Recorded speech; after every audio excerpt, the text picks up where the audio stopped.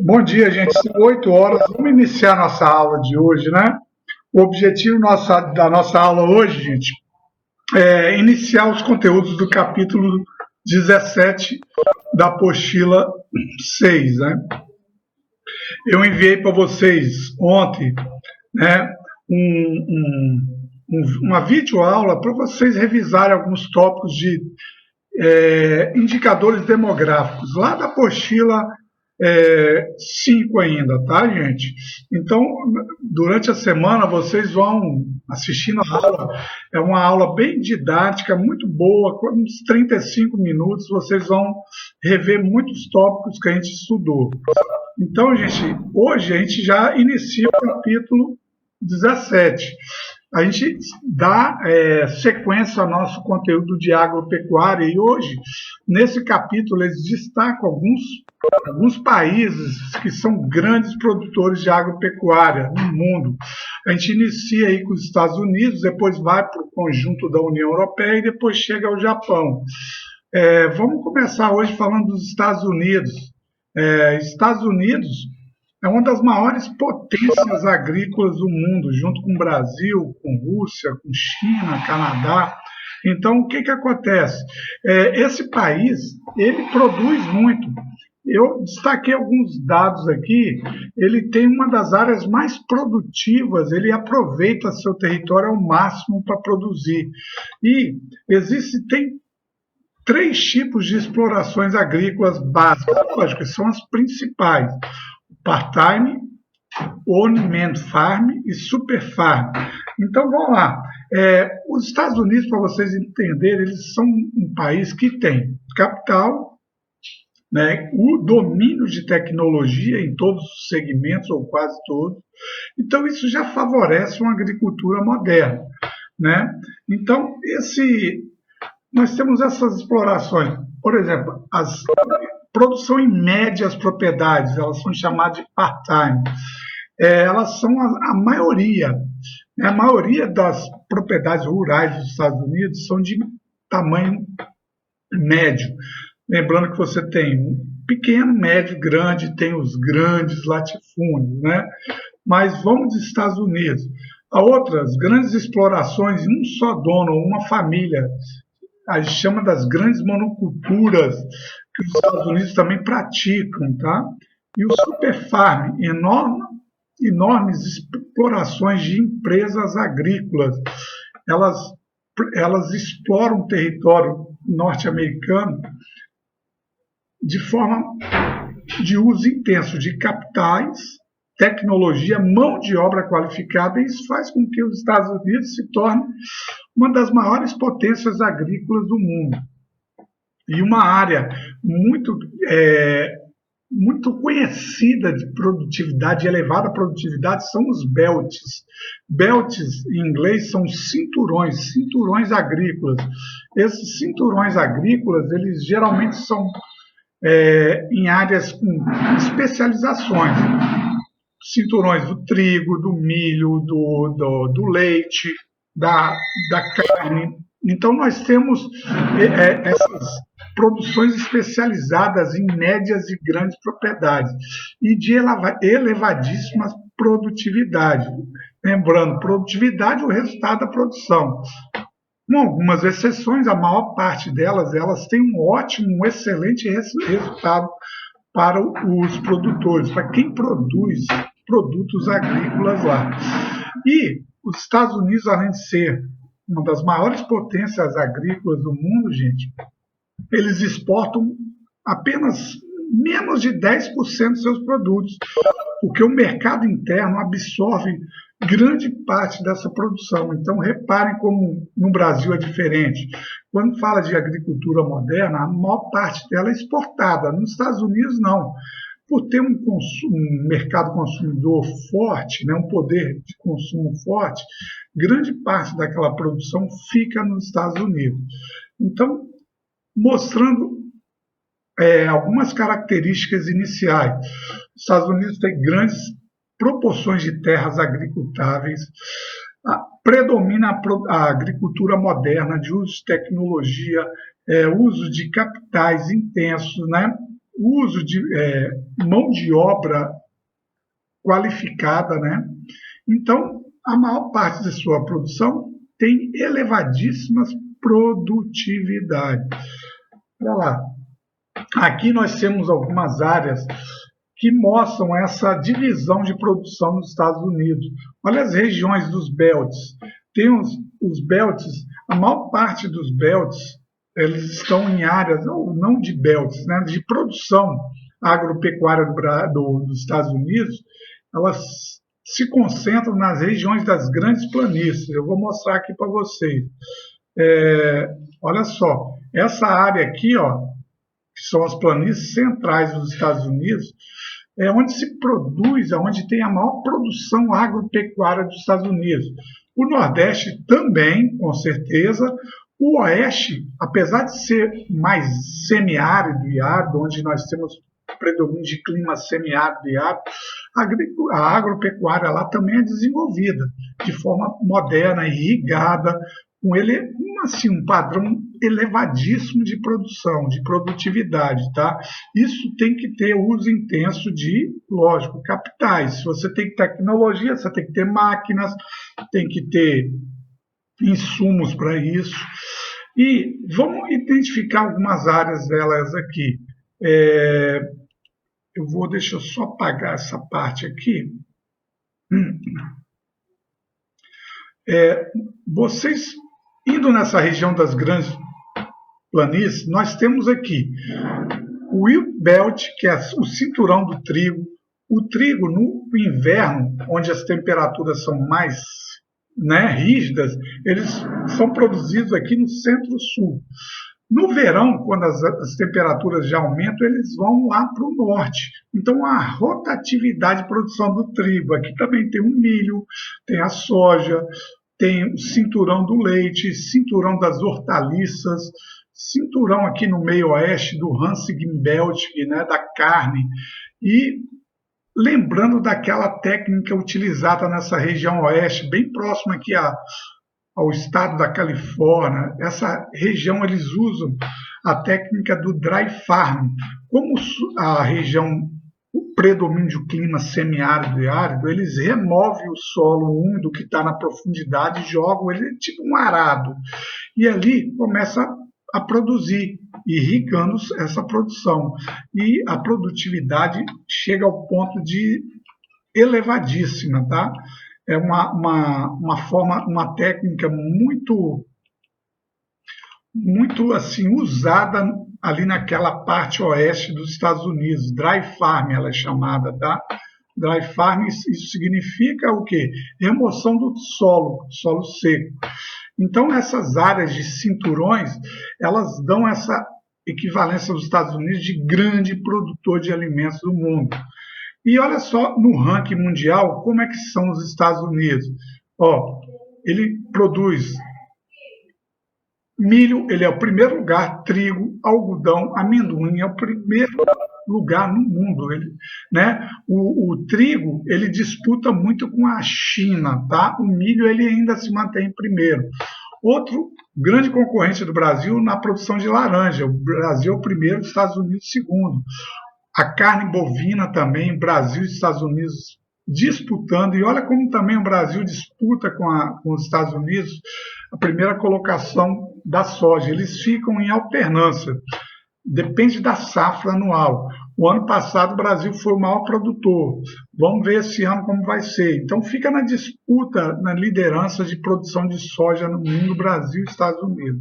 Reparem como esse país ele tem uma elevadíssima produtividade, graças também, né, ao uso intenso. A maior parte dela é de uma agricultura moderna. Não tem agricultura de subsistência, aquela pequena família produzindo de forma mais rudimentar? Tem também, mas em minoria. Diferente aqui do nosso país ou nas regiões subdesenvolvidas, onde nós temos uma proporção muito grande daquele tipo de agricultura de subsistência. Né? Olha aqui, embaixo eu anotei, eu destaquei para vocês aqui, mesmo com elevada produtividade, a participação dessa atividade na composição do PIB nacional é de somente 2%. Você imagina a força econômica desse país. Ele é uma potência agropecuária e essas atividades representam cerca de 2% do seu produto interno bruto. Isso quer dizer que aquele país é um gigante, né, em atividades econômicas. Então, olha lá, vamos só relembrando. Grande produtor, destaque para a produção de belts, são cinturões agrícolas, áreas especializadas, espalhadas pelo território nacional. Grande parte do território dos Estados Unidos é produtivo. Tá? Nós temos a predominância da produção em médias e grandes propriedades, tem pequenas, mas é minoria, né? A principal região agropecuária dos Estados Unidos é essa região central denominada de Grandes Planícies. Tá?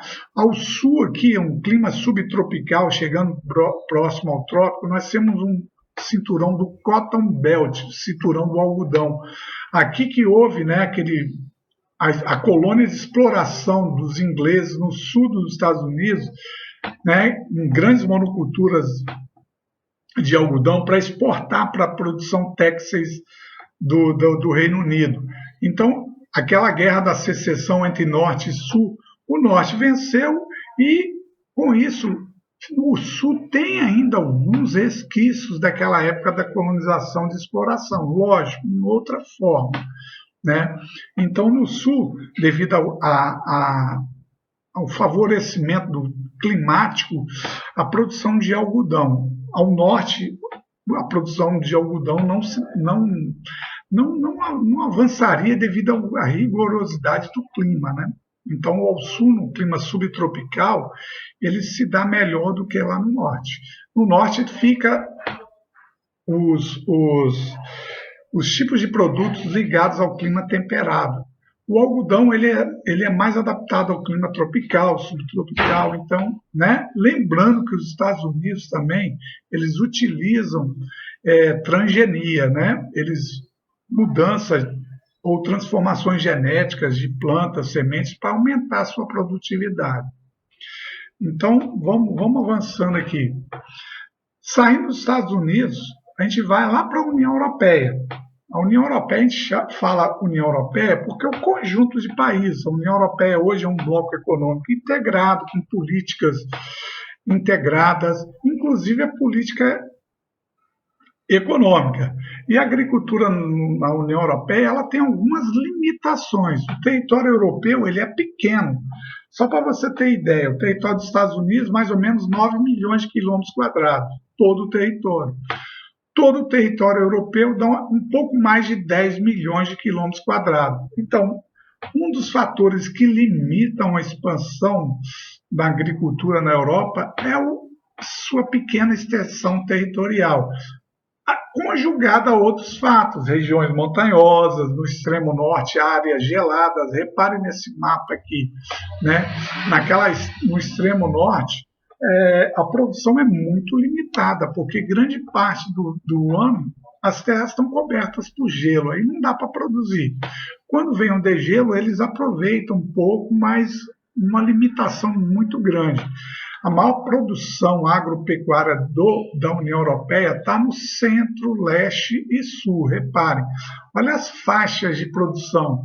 Em verde está um tipo de atividade ligado à agropecuária, agricultura, que é a silvicultura. A silvicultura ela é a plantação de árvores.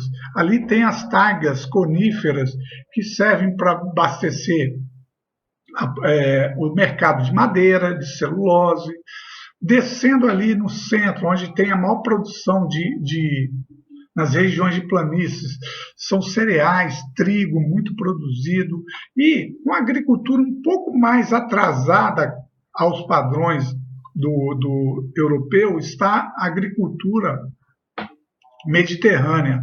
Aqui, ó, gente, ó, a agricultura mediterrânea aqui, ó, essa faixa aqui, ela é uma agricultura mais tradicional. Pega o sul da Espanha, o sul de Portugal, pega parte da da França, grande parte do território europeu, os países da antiga Iugoslávia, a Grécia, ali estão condicionada a produção de produtos como uvas, oliveiras, cítricos, né? Então é uma produção não muito avançada quando comparada à Europa Central, tá? Mas mesmo assim é de elevada produtividade. Como o território europeu ele é pequeno, né, gente? O que vai predominar lá? As pequenas propriedades, né? Isso mostra porque a maioria dos países europeus, com algumas exceções, Espanha, França, Alemanha, que tem um grande território, eles têm pequenos territórios. Então, a maior parte das suas propriedades elas são de tamanho pequeno, né? Então, tamanho pequeno, produção familiar, mas uma coisa, uma produção intensiva. Lá não é uma agricultura rudimentar. O predomínio da agricultura na Europa é uma agricultura moderna, mecanizada, utilizando intensos capitais, uso de tecnologias, máquinas, tá? Mesmo sendo em produções pequenas, diferentemente dos Estados Unidos, lá também tem uma produção com uma elevadíssima produtividade. Destaque para a Europa os produtos temperados, cereais, trigo, a beterraba lá, gente, é usada para fazer açúcar, tá? Aqui no Brasil a gente tem a cana-de-açúcar que produz açúcar. Como lá a cana-de-açúcar não se adapta ao tipo de clima, ambiente, eles utilizam a beterraba principalmente para a produção de açúcar, tá?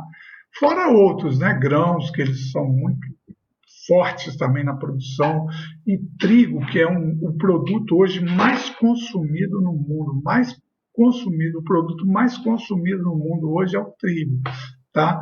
Em qualquer região do mundo, inclusive aqui no nosso território, aqui no Brasil, na América, na Europa, na Ásia.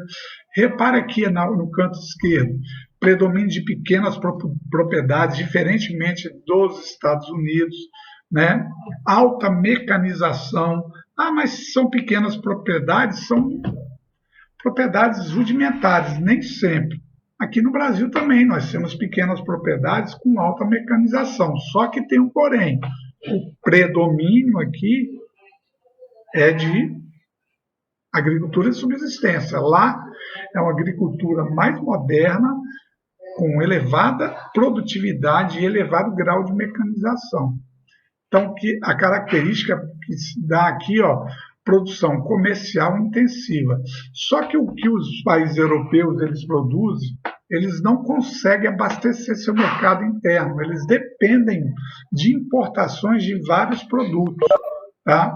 E isso, muitas vezes, você se tornar dependente de produção, às vezes atrapalha um pouco, né? Mas a União Europeia ela tem uma política agrícola que gera assim várias discordâncias no comércio internacional. Ela usa uma política integrada, a política agrícola comum da União Europeia. O que é isso? É uma criação, a União Europeia criou um tipo de política de protecionista, ela protege a agricultura local contra a concorrência que vem de fora. Mas como seria esse tipo de protecionismo?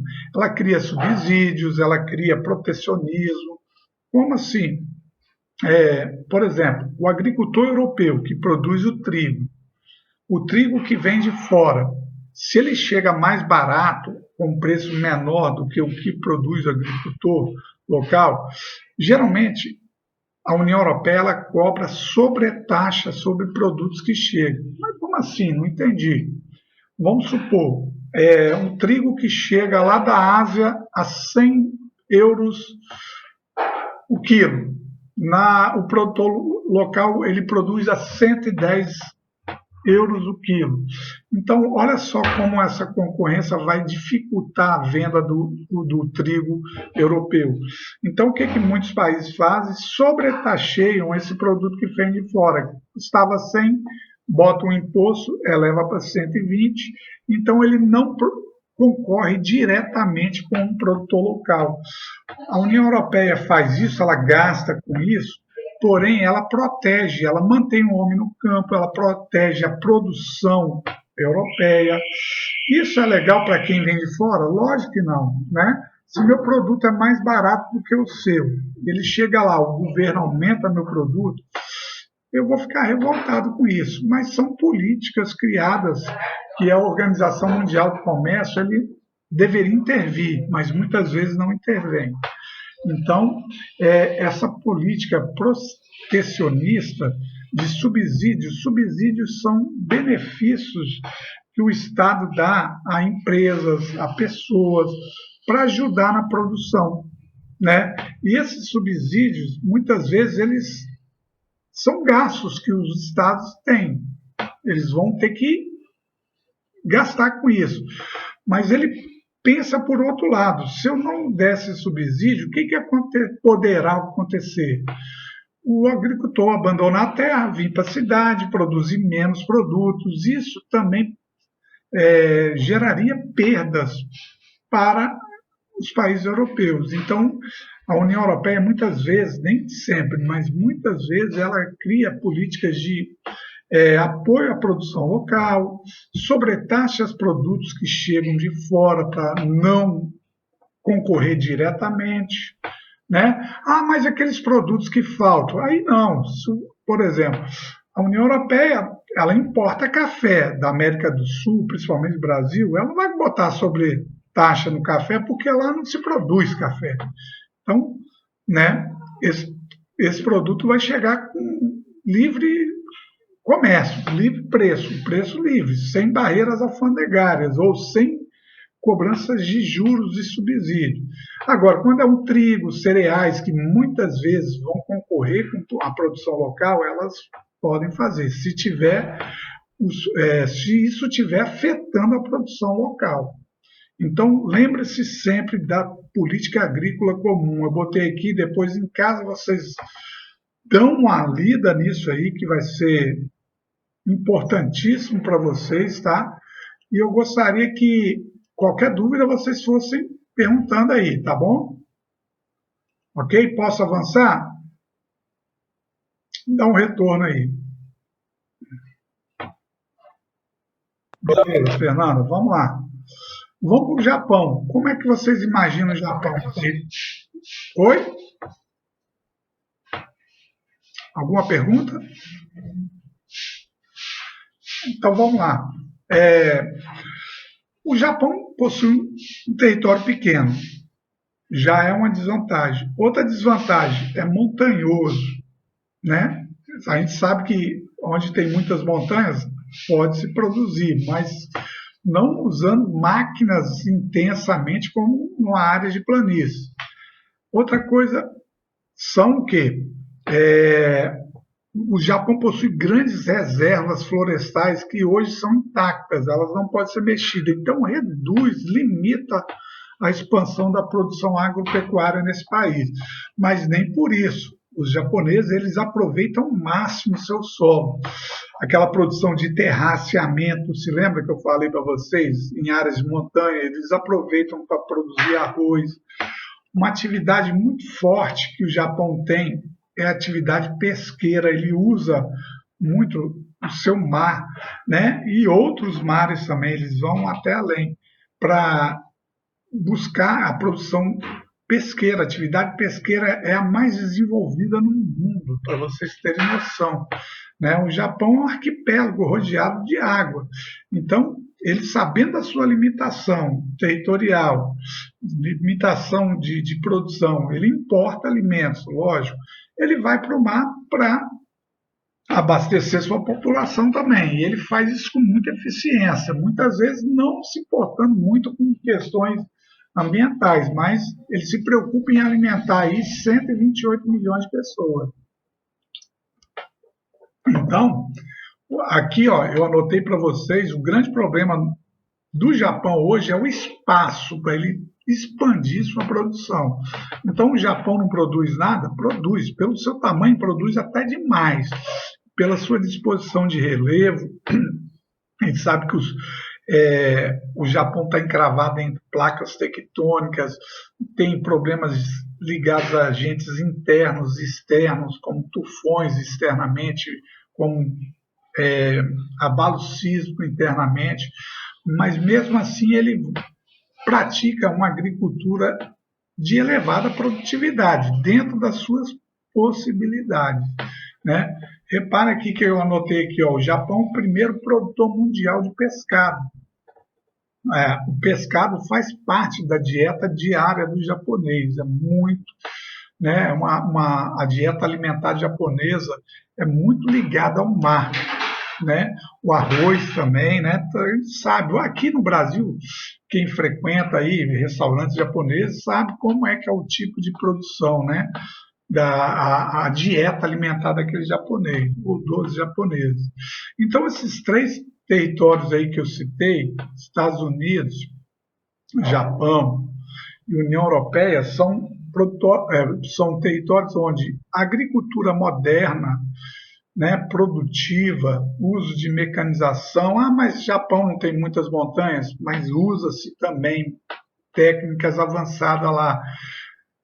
Eles, dentro das suas possibilidades, produzem muito, né? Então são 3 territórios aí no mundo, são áreas desenvolvidas, onde tem muito capital, tecnologia e mão de obra qualificada. Vão diferenciar os 3. Estados Unidos, predomínio de média e grandes propriedades. Japão e Europa, predomínio de pequenas propriedades. Quanto menor o território, você vai ter áreas distribuídas em menores tamanhos, né? Tem exceções, lógico. Olha o território brasileiro, como é grande, dos Estados Unidos, da Rússia, né?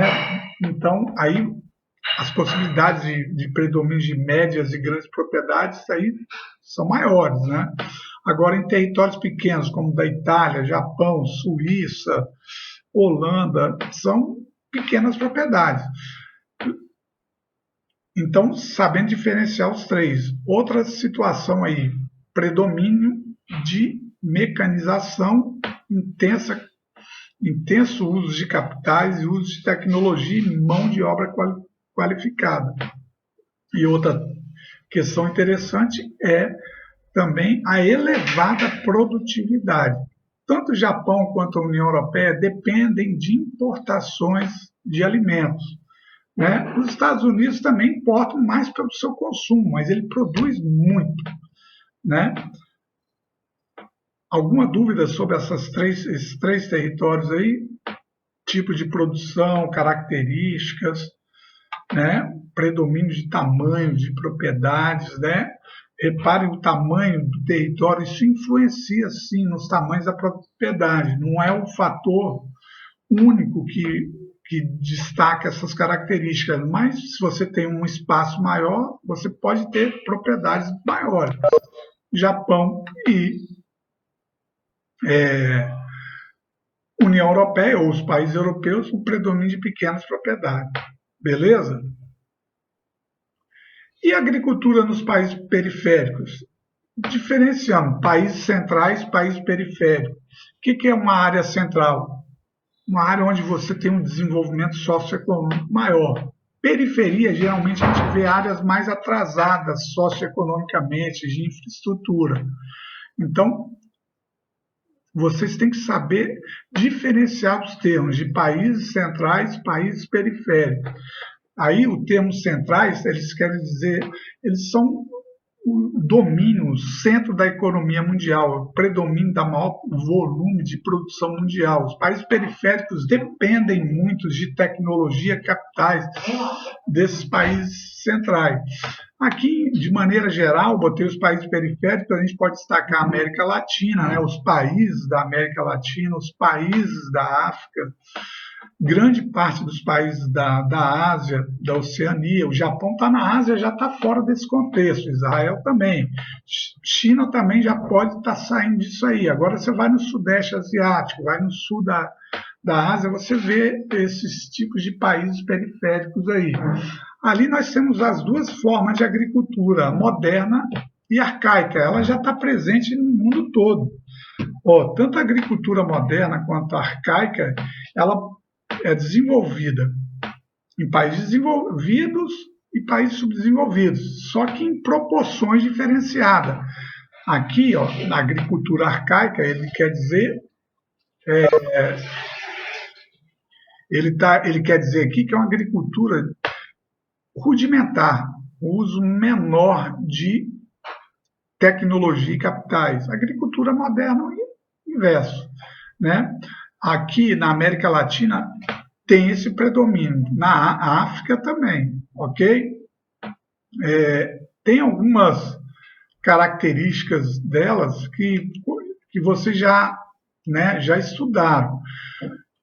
O que é uma agricultura rudimentar? Uso de predomínio de técnicas mais simples, né, pouca mecanização, baixos investimentos de capitais, baixa produtividade, com algumas exceções. Então, esse predomina, né? Agricultura de subsistência, a gente tem aqui, em grande parte, né, para abastecer de alimentos básicos, a produção local, o mercado interno. Na agricultura moderna, no mundo subdesenvolvido, o predomínio dessa agricultura é exportações. A agricultura arcaica abasteceu o mercado interno. Então, isso aí vocês têm que saber, né?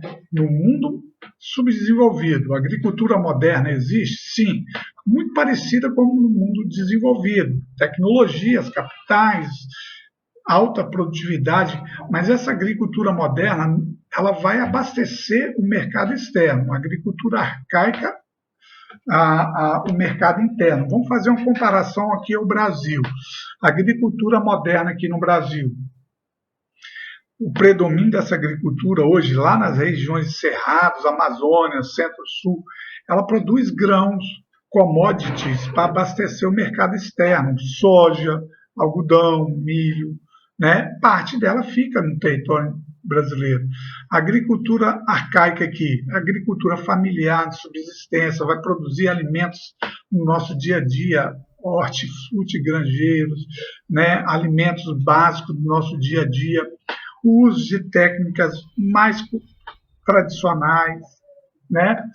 E aqui no mundo subdesenvolvido, olha só o tipo de produção que é muito comum. Os plantations trazidos pelos europeus na época de colonização, principalmente nas regiões tropicais da América, África e Ásia, né? Vocês se lembram o que são os plantations? Grandes propriedades, monocultura, produz uma cultura, utiliza muita mão de obra, né? E exporta esses produtos. Aqui hoje nós temos plantations de café, de soja, de milho, né? No país, aqui no Brasil, na América Latina, na Ásia, parte da Ásia, na parte da África também, né?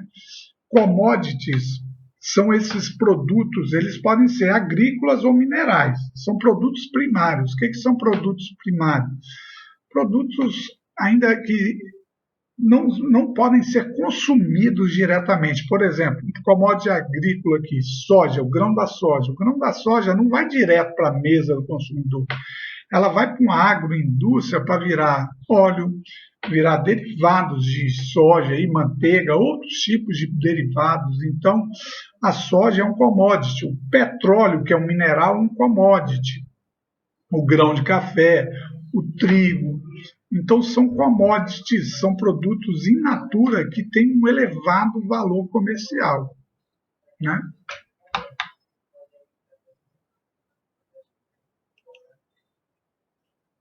Está desbloqueado, hein, gente? Vamos lá. Dúvida aí? Pergunta. Vamos ali para os problemas ambientais decorrentes da práticas agrícolas. Isso é em qualquer parte do mundo, né? Toda vez que o homem usa o solo, ele vai impactar de alguma forma, maior ou menor, né? Depende de o que e de que forma ele vai utilizar. Quando ele pratica desmatamentos e queimadas, esses problemas eles vão gerar gravíssimos problemas para os solos, principalmente. Vocês já notaram que o solo, a vegetação natural, gente, é uma forma natural de proteger o solo. Quando o homem pratica queimada ou desmã, agricultura intensiva e moderna não é. Desculpa, Fernanda. Repete para mim, por favor, Fernando.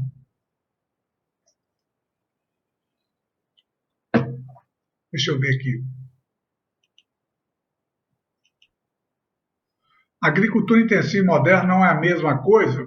Sim, é a mesma coisa, Fernando. Com algumas. A agricultura moderna está inserida dentro do sistema intensivo. Então, eles têm essa relação direta, sim. Tá? Moderna, por quê? Se ela é intensiva, ela está produzindo muito, elevada produtividade. Geralmente, para produzir muito, tem que usar máquinas, capitais. Então, tem uma relação estreita, sim. Como eu poderia encaixar de forma mais correta? A agricultura moderna está inserida ao sistema intensivo de produção. Tá? Isso aí, beleza, Fernando. Tá? As queimadas e desmatamentos, elas vão prejudicar de forma intensa o solo. Por quê? Ele vai estar desprotegido, né, por intempéries, mudanças climáticas, chuvas, secas. Então, isso vai afetar diretamente o solo. Né? O que pode ocorrer quando um solo está desprotegido? A lixiviação é quando você tem chuvas em climas quentes, igual o nosso. Ele retira os nutrientes do solo, deixa um solo compactado, né? E ele fica quase que impróprio à produção. Para ele produzir vai ter que ter muitos gastos com adubações, com correção de solo. A salinização do solo também é muito comum em áreas secas, desérticas, né? Por quê? Pouca água, o calor vai fazendo evaporar aquela água e ressecando o solo, deixando um excesso de sais minerais no solo. Ele se torna salino e muitas vezes improdutivo. Olha essas imagens aqui de Vossorocas. Está vendo esses grandes buracos aqui? Ó? Essas cavidades são causadas pelo homem primeiro. Ele desmata, né? Deixa o solo desprotegido. Depois vem a chuva. E a chuva, olha o que ela ocasiona. Grandes cavidades no solo. Esse solo está desprotegido. Tem um capim aqui plantado, mas é muito pouco. Por quê? Se você tem um gado aqui que passa nessa área aqui, ele vai pisotear nesse capim, vai comer o capim e ele vai deixar esse solo compactado. Aí vem a chuva, começa a cavar esse solo e criam esses grandes buracos aqui, essas cavidades que são chamadas de vossorocas. Vossorocas aqui no Brasil é muito comum em áreas onde tem desmatamentos, principalmente em áreas morradas. Olha como essas três imagens aqui são de áreas íngremes, né? Morrada. Então, você tira aquela vegetação natural que é um protetor natural do solo. Planta um capim, beleza, 1 ano, 2 anos, 3 anos, você vai produzindo, mas vai chegar um tempo que esse solo vai estar desgastado. Aí a chuva ela vai agir mais diretamente e vai causar esse desastre, esse impacto aqui, que são chamados de vossorocas. Tá? Você já deve ter visto aí em alguns lugares. Quem mora em locais em morros, em áreas íngremes, que não é asfaltada, quando vem aquela chuva, elas cavam aqueles buracos pequenos, aquelas pequenas cavidades são chamadas de ravinas. Quando são grandes cavidades, são chamadas de vossorocas. A diferença está no tamanho. Né? Isso tudo aqui são erosões. Né? Erosões é o quê? São formas de desgaste da nossa superfície, né? Por clima, pelo homem, pela ação antrópica, por vento, por chuva, por mar, vários tipos de ações erosivas aí no mundo aí. E esses são os grandes problemas hoje decorrentes da prática agrícola. O homem tem que desmatar para plantar, queimar para plantar, né? Ele retira a vegetação, ele planta capim, ele planta algum tipo de cultura agrícola. E ali, com o tempo, se ele não proteger adequadamente aquele solo, ele vai se desgastar e vai gerar problemas de improdutividade, o homem vai ter que abandonar a produção muitas vezes, né? Isso aí gera prejuízos enormes, além de prejuízos ambientais, prejuízos econômicos, socioeconômicos, né? Beleza aí? Vamos lá, alguma pergunta para mim? Eu vou voltar para revisar isso aqui, alguns tópicos aqui.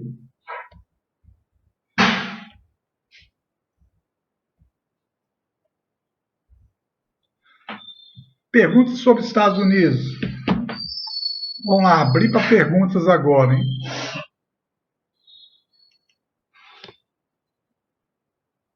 Fernando, tranquilo, beleza. Só relembrando, predomínio de médias e grandes propriedades aqui, ok?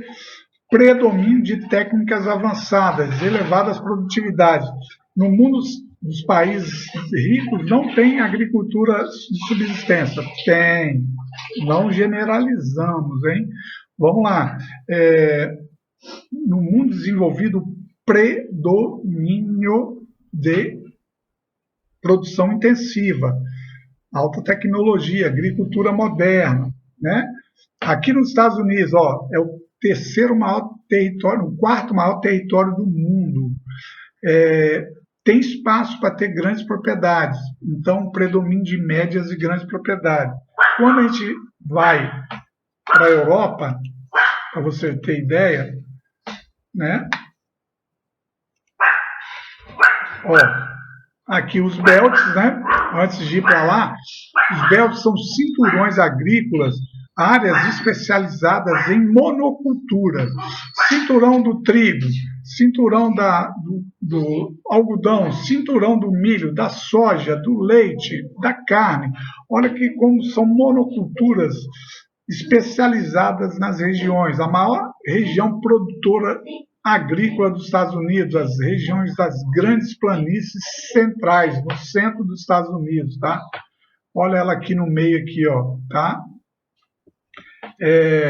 Quando a gente vai para a Europa, território pequeno, predomínio de pequenas propriedades, porém, agricultura moderna, tá? Sinônimo de pequenas propriedades não é somente baixa produtividade e produção arcaica, não. Lá o predomínio de pequenas e médias propriedades com uso de tecnologia, capitais e mão de obra qualificada, tá? Tem aqui as características de cada uma delas lá. Quando a gente vai para o Japão, antes de ir para o Japão, a PAC, Política Agrícola Comum da União Europeia, é uma política protecionista, protege o agricultor local, ela cria dificuldade para alguns produtos que vêm de fora entrar no mercado europeu, como, por exemplo, sobretaxas de importações, né? Os produtos estrangeiros eles são sobretaxados, eles vão ficar mais caros para não desfavorecer a produção local, né? Isso é uma produção que irrita muito os produtores de outros locais que exportam para a Europa, tá? Japão, território pequeno também, né? Montanhoso, muitas limitações para a produção, mas ele usa muita tecnologia para produzir. Então, tudo isso aí vocês têm que destacar, tá? Saber diferenciar. Uso de técnicas lá, principalmente terraços, degraus que são construídos em áreas montanhosas para reter a água, plantar principalmente pequenas culturas, como o arroz, é um exemplo, a risicultura, tá? É um produto muito produzido e consumido no sul, sudeste e leste asiático, tá? Na agricultura nos países periféricos, que são subdesenvolvidos, o predomínio da agricultura arcaica, porém, nós temos agricultura moderna aqui, né? A agricultura moderna, ela vai atender o mercado externo, quando isso é em países subdesenvolvidos, igual o Brasil, né, pequena parte fica assim internamente. A agricultura tradicional, que é chamada de arcaica, vai produzir gêneros alimentícios para o produto local. Deixa eu ver. Ela protege o agricultor local, mas se o preço dele for bem mais caro do que comprado de fora, eles fazem algum acordo? Sim, Fernando, eles fazem acordo. Primeiro, ele sobretaxeiam, ou senão, o próprio governo de países europeus, eles reduzem o preço do agricultor local e garante um tipo de um rendimento para ele não ter prejuízo. Alguma forma ele vai ajudar a dar um apoio ao agricultor, ou aumentando o produto que vem de fora, ou criando subsídios. É igual aqui, vou dar um exemplo de um subsídio aqui no nosso estado. Não tem o sistema Transcol de ônibus e transporte urbano? O governo estadual ele subsidia parte da passagem para os usuários, né? Hoje, uma passagem de um Transcol está em torno de R$ 3,75, mais ou menos. O governo ele paga cada pessoa que usa o transporte, as empresas, R$ 1,25, se não me engano. Se ele não criasse esse subsídio, hoje nós pagaríamos em torno de R$ 5,00 a passagem. Então, seria um gasto enorme com o transporte para o trabalhador, para aquele trabalhador de baixa renda, né? Então, isso é uma forma de subsidiar o preço de algum produto para atender a sua sociedade. Aqui, o governo do estado subsidia a parte da passagem do sistema Transcol. Lá na Europa, ele subsidia parte dos preços dos produtos que são produzidos por agricultores europeus. Ok? Entendeu aí, Fernando? Beleza. Os problemas ambientais, isso aí a gente tira isso fácil, né? Quando você desmata, queima, qualquer pessoa quando pratica esse tipo ou ato, né, que é muitas vezes ilegal, né, isso vai prejudicar primeiramente o ambiente, né? A atmosfera com aquecimento global, o solo com infertilidade e mantendo esse tipo de ritmo de devastação, isso vai gerando problemas no solo, que depois até o solo muitas vezes se tornar improdutivo. Quando o solo se torna improdutivo, quando ele não produz o que deveria produzir, no mínimo, ou não produz nada. Né? A lixiviação é um exemplo, a salinização é outro exemplo, as vossorocas, né, são exemplos hoje muito mais comuns, né, devido à ação do homem e a ação de algum agente da natureza. Quando conjuga os dois, nós temos esses problemas aí. Bom, são 8h50. Vamos lá? Alguma dúvida para a gente tirar, para encerrar para hoje?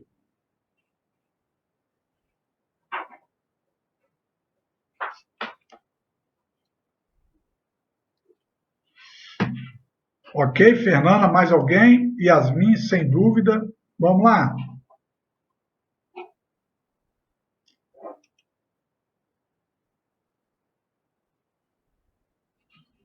Beleza.